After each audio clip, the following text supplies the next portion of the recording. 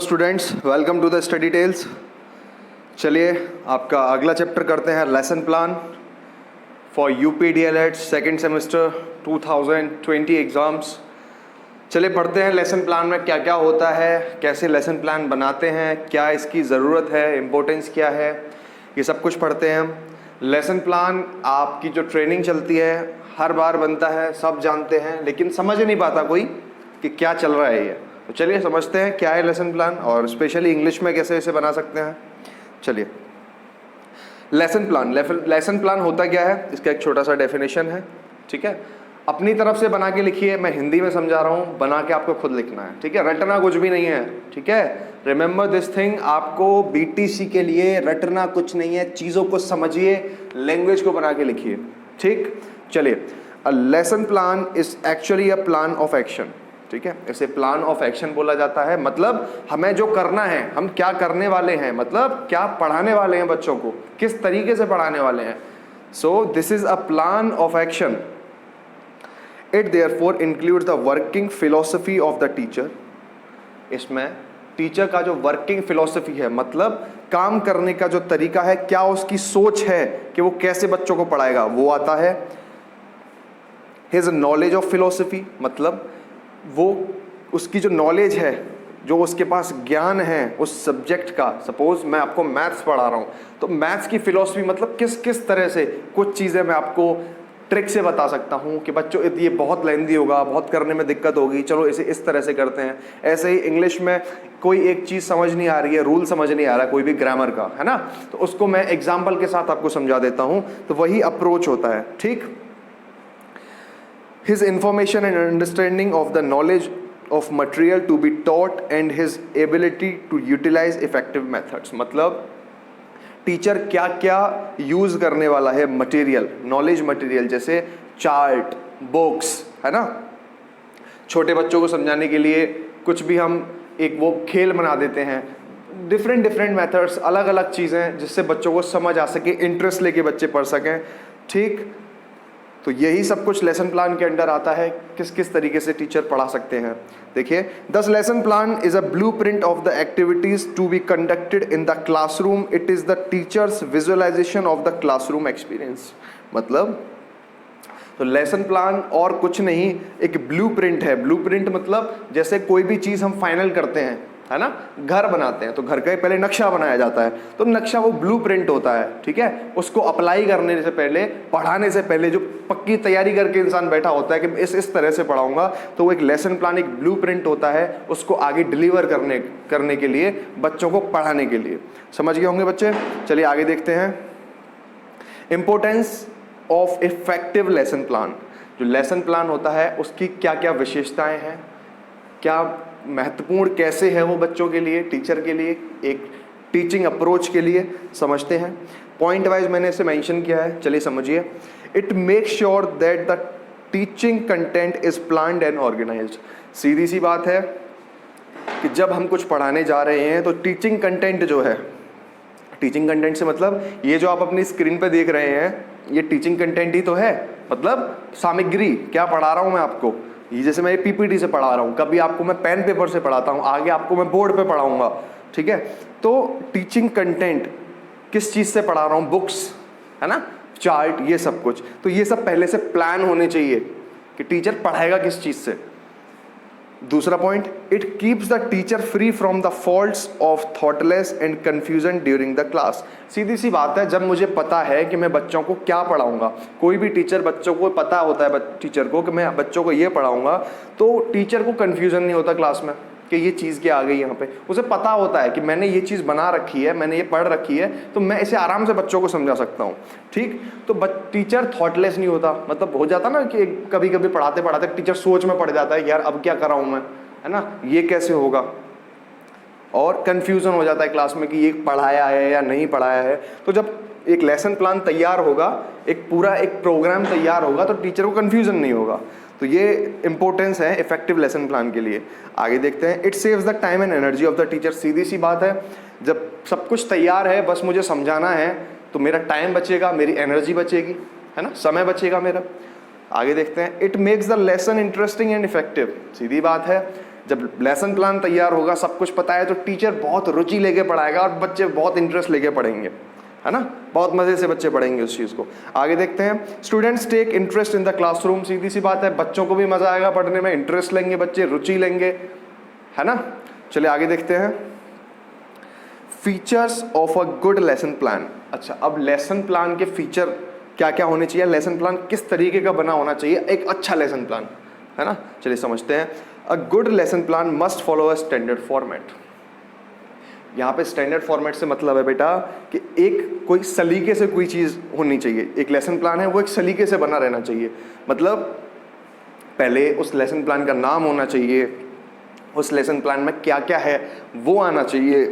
इसके बाद lesson plan में आप क्या पढ़ा रहे हैं, है ना, क्या आपने पढ़ाया है, एक कंक्लूजन कि हमने इस लेसन से क्या सीखा है, एक समरी का मतलब मैंने आपको एक 5 पेज की कंप्लीट एक चैप्टर करा दिया, उसके बाद एक शॉर्ट में डिस्क्रिप्शन होना चाहिए कि बेटा हमने इसमें ये चीज़ें पढ़ी हैं, जिससे बच्चों को तुरंत याद आए कि हाँ मैंने ये चीज़ पढ़ी थी। तो ये सब कुछ एक लेसन प्लान में होना चाहिए। Question to be asked to the student should test the various mental abilities of the students. देखिए, जैसे मैंने आपको पढ़ा दिया, अब मैं अगर आपसे क्वेश्चन करूं तो क्वेश्चन ऐसे होने चाहिए जिससे कि 2-2, 3-3 तरह से मैं आपसे क्वेश्चन पूछूं, जिससे कि हर एंगल आप बता सको कि ये क्वेश्चन ऐसे हो सकता है, ये क्वेश्चन ऐसे हो सकता है ना, जिससे बच्चे अपने दिमाग को वहां दौड़ाएं, दिमाग को चलाएं। जैसे आप कहते हैं ना कि पेपर तो आउट ऑफ सिलेबस आ गया, वो आउट ऑफ सिलेबस कुछ नहीं होता, क्वेश्चंस को थोड़ा घुमा के दे दिया जाता है, मतलब वही होता है जो आपने पढ़ा हुआ है। तो क्वेश्चंस ऐसे भी करने चाहिए जिससे कि बच्चे हर तरह से आंसर दे सकें। समझ गए? चलिए आगे देखते हैं। Audio visual aids should be given in good lesson plan. Audio visual aids पहली क्लास में मैंने समझाया था। ऑडियो विजुअल एड्स क्या होते हैं, जैसे वीडियो दिखा दी बच्चों को, बुक से समझ नहीं आ रहा, चलो वीडियो से प्रैक्टिकली समझाओ। अब इंग्लिश जैसे सब्जेक्ट में प्रैक्टिकल तो कुछ हो नहीं सकता, जैसे हम फिजिक्स केमिस्ट्री में करते हैं, तो इनमें एक वीडियो लेक्चर दे देते हैं बच्चों को जिसे समझाते हैं। ठीक है, तो ये होना चाहिए एक लेसन प्लान में। समरी ऑफ लेसन प्लान में also be given in good lesson plan. वे मैं बता चुका हूँ आपको, समरी ज़रूर देनी है कि हमने क्या क्या इसमें पढ़ा है, जिससे कि बच्चे तुरंत उसका आंसर दे सके, तुरंत कैच कर सके कि हाँ ये चीज़ तो मैंने पढ़ी थी अभी थोड़ी देर पहले। चलिए, revision work, exercise and homework should be mentioned. जो पढ़ा है उसका रिवीजन, कि आपको इस चीज़ का रिवीजन करना है। एक्सरसाइज मतलब क्वेश्चन भी देने चाहिए। जो थ्योरी, जैसे मैं आपको थ्योरी पढ़ा रहा हूँ, है ना, अब मैं आपसे बोलता हूँ बच्चों मॉडल पेपर जरूर लगाओ, इस थ्योरी को समझ के आप क्वेश्चन आसानी से लगा सकते हो, तो मैं आपको बोलता हूँ ना कि मॉडल पेपर पढ़ो। ऐसे ही एक्सरसाइज देनी चाहिए। और होमवर्क बच्चों आपका एक ही है जो मैंने पढ़ाया है, वीडियो कम से कम 2 बार देखें जिससे कि आप समझ सकें आसानी से, और अपना मॉडल पेपर से क्वेश्चन लगाएं। तो वही एक गुड लेसन प्लान का पार्ट होता है, ठीक है, फीचर होता है। चलिए आगे देखते हैं, how to prepare the lesson plan. अब लेसन प्लान कैसे बनाया जाए, ये भी है एक गुड लेसन प्लान। ठीक है, लेसन प्लान तो कोई भी बना दे, एक अच्छा लेसन प्लान देख के ही लगे कि हाँ यार बंदा मैं तैयारी करके आया है, जोर शोर से तैयारी की है, बहुत अच्छा लेसन प्लान बना है। चलिए देखते हैं, पहला पॉइंट आता है preparation. It is the introduction of the lesson plan. The teacher tries to attract learners toward the topic that will be taught. ठीक है, जैसे मैं आपको बोलता हूँ ना, hello students, welcome to the study tales, चलिए आज हम पढ़ रहे हैं ग्रामर, आज हम पढ़ेंगे सेंटेंस।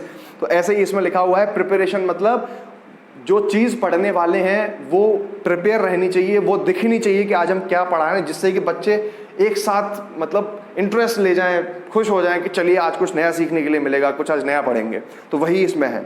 ठीक है, चलिए अब प्रेजेंटेशन, दूसरा पॉइंट है इसका presentation. This involves both teacher and student and keep them active through out the process. इसमें बच्चे और टीचर दोनों का अपना एक योगदान होता है। ठीक है, जिससे कि वो पूरे इस प्रोसेस में, पूरे टीचिंग में, पूरे क्लास में दोनों ही एक्टिव रहें। In this teacher use the devices to clear the concepts, example radio, charts, pictures etcetera. इसमें क्या होता है कि टीचर कुछ डिवाइस यूज़ करते हैं, ठीक है, कुछ सामग्री यूज़ करते हैं, जैसे रेडियो, कुछ सुनाने के लिए, छोटे बच्चों को ABCD सिखानी है तो A for Apple, B for boy, बच्चों की आवाज़ में जो आता है, जिसे बच्चे आराम से गाने की तरह सीख जाते हैं, है ना। चार्ट होनी चाहिए, पिक्चर मतलब फोटो होना चाहिए, चार्ट बने होने चाहिए, जिससे कि बच्चे, चार्ट क्लास में आप लटका दो, किसी बच्चे को ABCD बोलने से याद नहीं हो रही है, लेकिन वो बच्चा अगर उस चार्ट को डेली देखेगा तो उसे एक दिन ज़रूर याद हो जाएंगे, है ना। कई बच्चों को टेबल याद नहीं होती, तो उन बच्चों के क्लासरूम में टेबल का अगर चार्ट लगा दिया तो बच्चा देख के ही सीख जाता है, डेली उसकी नज़र पड़ेगी तो क्यों नहीं सीखेगा। ठीक, चलिए आगे देखते हैं। Lesson to be taught is further divided in sub units. Presentation के अंदर ही, जैसे अब मैंने आपको पढ़ाया था नाउन, है ना, तो नाउन तो मैंने आपको पढ़ा दिया, ऐसे ही इसमें है, बच्चों को पढ़ा दिया कि क्या पढ़ाना है, कौन सा टॉपिक है। अब मैंने नाउन को डिवाइड कर दिया कि चलिए नाउन के इतने प्रकार भी होते हैं, काइंड्स भी होते हैं, कॉमन नाउन, कलेक्टिव नाउन, ये सब पढ़ाया था ना। ऐसे इसमें भी सब यूनिट्स में ऐसे छोटे छोटे टुकड़ों में बांट दिया जाता है चैप्टर को। चलिए बच्चों आगे देखते हैं। एसोसिएशन एंड कंपैरिजन, इसमें क्या है, in this the teacher tries to introduce the tough content by comparing it with previous topic. कुछ चीज़ें ऐसी होती हैं जो टफ होती हैं, बच्चों को समझ नहीं आती हैं, तो टीचर थोड़ा धीरे धीरे करके टफ चीज़ों को लाते हैं क्लास में, है ना, इंट्रोड्यूस करते हैं। कोई चैप्टर बहुत टफ है तो उसे धीरे धीरे, एक साथ नहीं कि बच्चों पे थोप दिया, नहीं, बहुत धीरे धीरे बच्चे उसे टीचर उसे कराते हैं, है ना, प्रीवियस टॉपिक से मिलते हुए। कि बच्चों मैंने आपको, जैसे मैं बताता हूँ, जैसे हमने मैथ्स पढ़ा, तो मैथ्स में मैंने आपको समीकरण पढ़ाया था, तो मैंने पहले समीकरण की प्रॉपर्टी समझाई थी, कैसे कैसे होता है, प्लस माइनस माइनस, है ना, मल्टीप्लाई करके माइनस माइनस प्लस हो जाता है। तो पहले तो मैंने आपको ये सिखा दिया कि ये है, ऐसे ऐसे ये चीज़ होती हैं। इसके बाद अब मैं अगले और एडवांस क्वेश्चन कराऊंगा, तो मैं आपको बताऊंगा ना कि बच्चों पिछली क्लास में देखो मैंने आपको ये समझाया था कि माइनस माइनस प्लस होता है, तो इसमें -3 क्या हो जाएगा, -6 बताया था ना मैंने। ऐसे ही टफ चीज़ों को पुरानी इजी चीज़ों से कंपेयर करके, थोड़ा तोल मोल के, जोड़ जाड़ के टीचर इन्हें कराता है। नेक्स्ट है आपका application. In this phase students applies the learned knowledge into similar situations. मतलब ये एप्लीकेशन मैंने आपको पढ़ाया कुछ भी चीज़, वही हम, चलिए मैथ्स का एग्जांपल ले लेते हैं। मैंने मैथ्स पढ़ाया, आपको समझ आ गया, आपने पढ़ लिया। अब पढ़ने के बाद सीधी सी बात है, बच्चे एक बार पढ़ के उसे रख तो देंगे नहीं, एग्जाम भी देने हैं बच्चों को, है ना। अब बच्चे उसको एप्लीकेशन लगाएंगे। मैंने -3 6 बता दिया, अब एग्जाम में क्वेश्चन आ गया, बेटा बताओ -9 + 9 क्या आंसर होगा। तो आप लगाएंगे कि सर ने मुझे समझाया था कि माइनस प्लस ये कट जाते हैं, मतलब इसका आंसर 0 होगा। तो एप्लीकेशन मतलब बच्चे खुद भी अब उसे सॉल्व करेंगे उस तरह के क्वेश्चंस को। आ गया होगा समझ में। चलिए आगे देखते हैं। Letter and application writing. देखो बच्चों, आपका जो लेसन प्लान था उसमें यही 3 से 4 क्वेश्चन आते हैं। लेसन प्लान क्या होता है, एक अच्छा लेसन प्लान कैसे हम बना सकते हैं, लेसन प्लान की विशेषताएं क्या क्या होती हैं, लेसन प्लान क्यों महत्वपूर्ण है, क्या क्या उसकी विशेषताएं हैं, लेसन प्लान में यही क्वेश्चंस आते हैं। ठीक, वो मैं आपको समझा चुका हूँ। अब देखिए, मैंने आपको इंट्रोडक्शन वीडियो में बताया था कि लेटर एंड एप्लीकेशन राइटिंग ये आपके सिलेबस में मुझे ज़्यादा कहीं दिखा नहीं है, लेकिन हर साल 2 नंबर का एक लास्ट क्वेश्चन या सेकंड लास्ट क्वेश्चन ज़रूर आता है कि आप एक लेटर लिख दीजिए, आप एक एप्लीकेशन लिख दीजिए। ठीक है, तो चलिए मैं आपको आज समझाता हूँ कि लेटर कैसे लिखा जाता है और एप्लीकेशन, पत्र और एप्लीकेशन। ठीक, चलिए देखते हैं। सबसे पहले बच्चों फॉर्मेट की बात करते हैं कि हमें लेटर लिखना कैसे, तरीका क्या है लेटर लिखने का। लेटर लिखने से पहले लेटर लिखने का तरीका जानिए।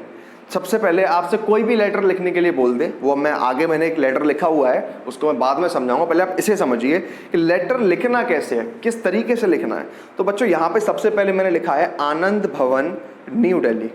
ठीक है, यहाँ मैं जैसे दिल्ली में रहता हूँ, है ना, मैं कहीं रहता हूँ दिल्ली में और मुझे लेटर इस जगह भेजना है ना। मेरा एक दोस्त है वो आनंद भवन में रहता है न्यू दिल्ली में, तो मैं उसका एड्रेस दूंगा, है ना। आपसे बोल दिया जाए कि बच्चों बताओ आपको लेटर लिखना है अपने पिताजी को, तो आप रहते हैं भाई दिल्ली में और आपके पिताजी रहते हैं मथुरा में।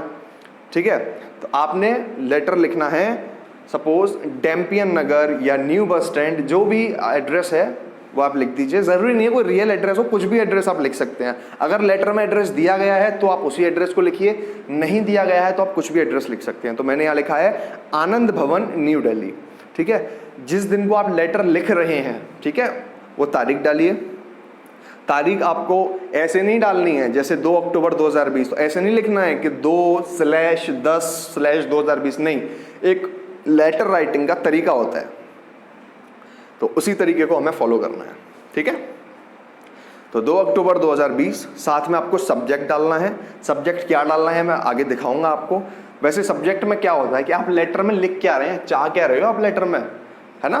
मैंने जैसे लेटर मुझे लिखना है अपने प्रिंसिपल को कि मेरी सिस्टर की शादी है ना, तो मुझे छुट्टी चाहिए 10 दिन की, तो मैं यही लिखूंगा सब्जेक्ट कि I want leave for 10 days, है ना।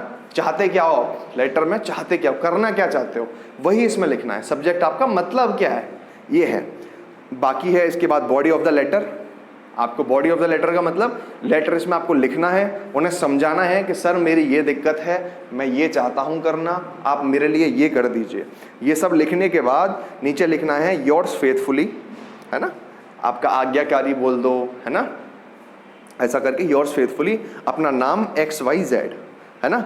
इसके नीचे बच्चे आपको अपना एड्रेस लिखना है। ऊपर लिखा है आपने जहां आपने भेजा है, और नीचे लिखा है, लिखना है जहां से ये गया है, मतलब अपना एड्रेस। जैसे मैं लिख देता हूं दिल्ली लक्ष्मी नगर, है ना, इसके नीचे लक्ष्मी नगर न्यू दिल्ली, ठीक है। चलिए आगे देखते हैं अब लेटर लिखना कैसे है, किस तरह से आप लेटर लिख सकते हैं। एक छोटा सा लेटर मैंने लिखा है, चलिए। क्वेश्चन है आपका, write a letter to the principal of a local college requesting him to arrange a cricket match between his college and yours. मैं एक कॉलेज में पढ़ता हूं और मुझे अपने पड़ोस के दूसरे कॉलेज के प्रिंसिपल को लेटर लिखना है कि सर मेरे कॉलेज की टीम और आपके कॉलेज की टीम में एक मैच करा दो, क्रिकेट मैच, ठीक है। बहुत लड़कों को तो क्रिकेट बहुत ज़्यादा पसंद होता है, तो चलिए क्रिकेट मैच ही करा देते हैं आज। चलिए तो फिर कैसे लिखना है, यहाँ पे लिखा है मैंने कॉलेज का नाम, अपने कॉलेज का नहीं, जिस कॉलेज में मुझे एप्लीकेशन भेजनी है। मैंने बताया था ना कि जहां आपको एप्लीकेशन भेजनी है उस जगह का नाम लिखिए। तो मुझे जैसे दीनदयाल उपाध्याय कॉलेज, दिल्ली यूनिवर्सिटी का जो कॉलेज है, उसमें मुझे ये एप्लीकेशन भेजनी है, तो मैंने लिखा है दीनदयाल उपाध्याय कॉलेज न्यू दिल्ली, और डेट लिखी है 3 अक्टूबर 2020। आपको डेट वही लिखनी है, एग्ज़ाम जैसे आपका एग्ज़ाम सपोज पड़ता है 8 तारीख का, ठीक है, या 7 तारीख का, तो अब अपना 7 अक्टूबर 7 नवंबर जो भी आपकी एग्जाम डेट है 7 नवंबर, है ना, जिस दिन आपका इंग्लिश पेपर हो वो लिख दो। चलिए अब सब्जेक्ट में मैंने लिखा है requesting to arrange a cricket match. मैंने अभी बताया था आपको कि वही लिखना है कि आप चाहते क्या हो, लेटर में आप करना क्या चाहते हो। तो सीधी सी बात है भैया कि मुझे एक क्रिकेट मैच अरेंज करना है, क्रिकेट मैच चाहता हूँ मैं, क्रिकेट मैच हो जाए, तो वही मैंने सब्जेक्ट में लिख दिया है। तो देखिए आगे लिखते कैसे हैं, सर आई रेस्पेक्टफुली, मतलब सर रेस्पेक्टफुली, अपने से बड़े को बोल रहे हैं तो रेस्पेक्टफुली लिखिए, ठीक है, मतलब आज्ञा से, मैं आपकी बहुत इज्जत करता हूं, है ना, आपको बहुत मानता हूं, है ना। तो लिखिए sir respectfully we beg to say that we want to play cricket match at your ground, मतलब सर बहुत ही आज्ञा से मैं आपसे निवेदन करता हूं कि हमें आपकी क्रिकेट ग्राउंड पर, मतलब आपके कॉलेज यानी दीनदयाल उपाध्याय कॉलेज के क्रिकेट ग्राउंड पर एक क्रिकेट मैच खेलना है ना। The match can be played on any day from 4th to 8th अक्टूबर 2020। ये मैच हम 4 से लेके 8 अक्टूबर के बीच किसी भी दिन खेल सकते हैं आपकी कॉलेज टीम के साथ, ये लिखा है इसमें। Kindly arrange the cricket match between your college team and our college team, मतलब कृपया करके हमारी कॉलेज टीम और अपनी कॉलेज टीम के बीच में एक क्रिकेट मैच आयोजन करने की आप अनुमति दें या एक क्रिकेट मैच आयोजन कराएं। नीचे आपको थैंक यू लिखना है, ठीक है, थैंक यू जैसे मैंने यहाँ लिखा है, जैसे फॉर्मेट मैंने लिखा है, तरीका जो लिखा है वही आपको, लेटर फॉर्मेट बहुत ज़रूरी है, दिमाग में छाप लो इसे, ठीक।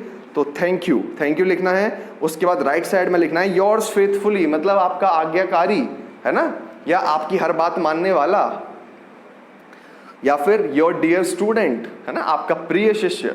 नीचे XYZ, यहाँ XYZ यहाँ नाम है, ठीक है, तो यहाँ आपको नाम लिखना है, XYZ लिख सकते हो, बाकी अपना नाम लिख के आओ जो भी आपका नाम है, ठीक है, सीता, गीता, राम, श्याम, मोहन, जो भी नाम है आपका, ठीक है, वो लिखिए। और उसके नीचे यहाँ आप अपना एड्रेस लिखिए। मैंने लिखा है हंसराज कॉलेज दिल्ली, तो यहाँ आप अपना कॉलेज लिखिए, जो भी आपका कॉलेज है, अलीगढ़ का, मथुरा का, आगरा का, दिल्ली का, ठीक है, बुलंदशहर का, जो भी आपका कॉलेज है, नाम है, वो लिखिए। समझ गए होंगे लेटर कैसे लिखना है बच्चों, अपनी लैंग्वेज में लिखिए, कोई बहुत बड़ा कोई भूत नहीं है ये, अपनी लैंग्वेज में जो इजी से इजी लैंग्वेज आप लिख सकें, एग्जामिनर को समझ आ सके कि हाँ बच्चे ने कुछ लिखने की कोशिश की है, कोई दिक्कत नहीं है, बहुत आसानी से आप नंबर ला सकते हैं। चलिए आगे देखते हैं। अब एक एप्लीकेशन राइटिंग भी देख लेते हैं लिख के कि एप्लीकेशन राइटिंग क्या होता है। चलिए फिर एप्लीकेशन राइटिंग सीखते हैं। लेटर राइटिंग मैंने आपको बता दिया, एप्लीकेशन राइटिंग भी देखते हैं। बहुत सिमिलियर है, ज़्यादा कुछ नहीं। एप्लीकेशन तो सबने लिखी होगी स्कूल में यार, सब बीमार होते थे बचपन में, सब लिखते थे। किसी को बाहर जाना होता था तो लिख दिया कि अटेंडेंस शॉर्ट ना हो जाए, है ना, टीचर डांटे नहीं, इसलिए सब एप्लीकेशन लिखते थे बच्चे तो स्कूल में। तो चलिए आज भी हम एप्लीकेशन ही लिखते हैं।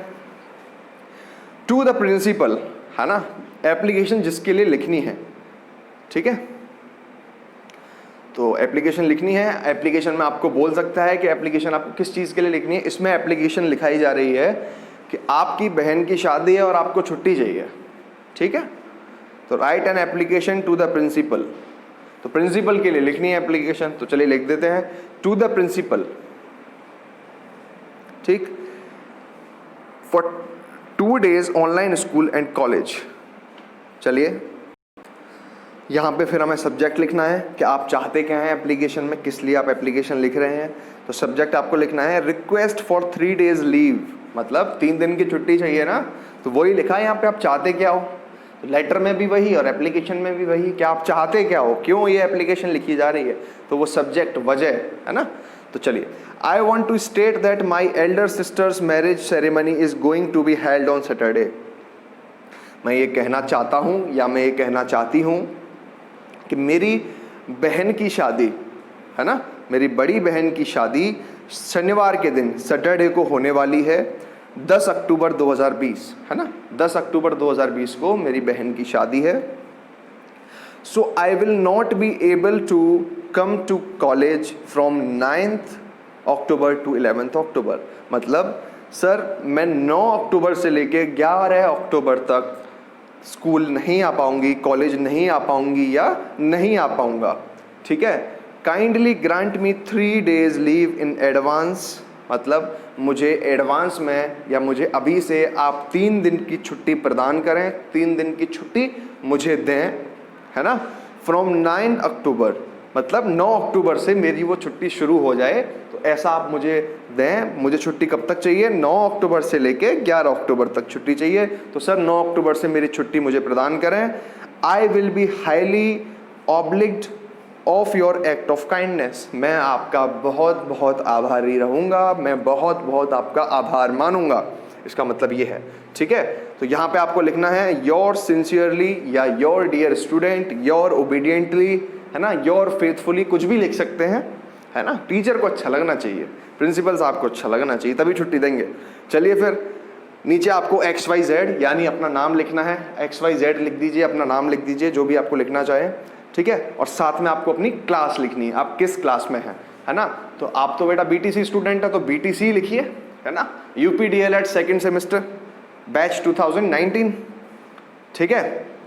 तो आई होप समझ में आ गया होगा लेटर राइटिंग क्या है, एप्लीकेशन राइटिंग क्या है, लेसन प्लान क्या है, क्या लेसन प्लान में हम करते हैं, कैसे बनता है, क्या फॉर्मेट होना चाहिए, क्या क्या विशेषताएं होती हैं लेसन प्लान की, सब समझ गए होंगे बच्चे, ठीक है। तो चलिए, आई होप क्लास आपको पसंद आई होगी। इंग्लिश ऑलमोस्ट ख़त्म हो चुकी है आपकी, अच्छे से तैयारी कीजिए वीडियोस को।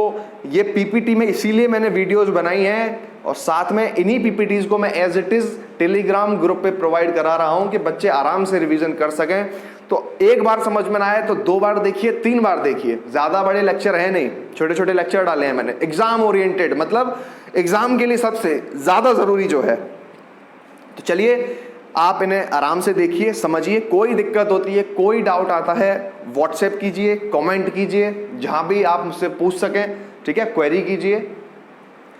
और मेक श्योर चैनल को आप सब्सक्राइब ज़रूर करें। इसके बाद और भी क्लासेस आने वाली हैं।